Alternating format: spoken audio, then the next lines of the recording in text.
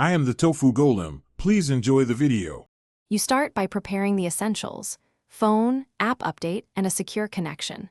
Once done, open the Hsbc app and tap Sign In.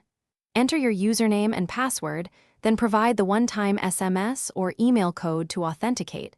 This step links your device to the bank. Make sure to accept device prompts for notifications and biometrics if you want faster access.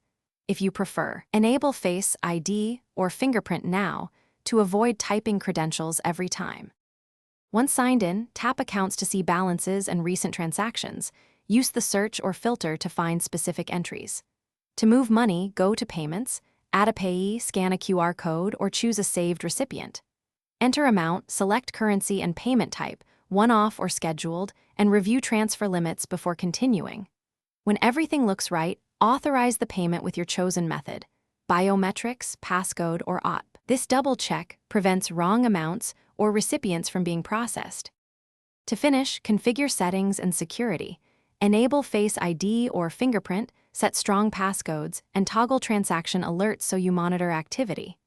If you need support, use the Help menu or send a secure message for disputes, card blocks, or statements.